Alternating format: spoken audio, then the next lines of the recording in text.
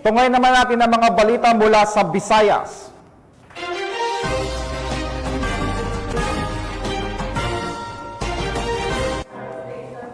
Nakumpiska ng Mandaue City PNP ang mahigit 100,000 pisong halaga ng shabu mula sa isang sospek sa ikinasang bypass operation sa Mandaue City, Cebu.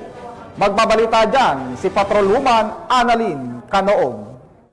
Nakumpiska ng kapulisan ng Mandaue City ang 136K na halaga ng shabu mula sa isang suspect sa nagawang bypass operation ng mga otoridad sa barangay Magkikay, Mandaue City noong November 13, 2024. Kinilala ni Police Major Eric C. Guion, Station Commander ng Police Station 4, Mandaue City Police Office ang suspect na si alias Talio, 42 anyos, residente ng Sitio Binali 2, Barangay Binalio, Cebu City. Na-recover mula sa suspect ang siyam na pakete ng hinalang shabu na may timbang na 20 na gramo at standard drug price sa 136,000 pesos, bypass money at isang black pouch. Kasalukuyang nasa custody ng Police Station 4, Mandaue City Police Office ang suspect at maharap sa kasong paglabag sa RA 9165 o Comprehensive Dangerous Drugs Act of 2002.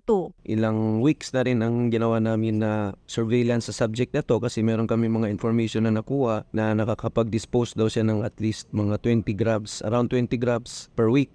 So yun yung nakuha din namin na item sa kanya through the buy-bust operation. This is a message na rin doon sa mga involved pa rin sa illegal drugs na i-stop na nila yung ganito na mga kalakaran nila kasi yung kapulisan ng Mandaue City, lalo na dito sa Stick Police Station 4, ay seryoso kami sa aming campaign against illegal drugs. Ang kapulisan ng Mandaue City patuloy sa pagpapaigting ng kanilang kampanya kontra illegal na droga. Ito ay alinsunod sa pangunahing prioridad ng pamahalaan na labanan ng mga sindikato ng droga sa pamamagitan ng pagpigil sa kanilang mga illegal na aktibidad at pagbuwag sa kanilang mga operasyon. Mula dito sa Central Visayas, ako ay yung PNN correspondent, Patrolwoman Annalyn N. Canoog, alagad ng batas, tagataguyod ng Balitang Pulis.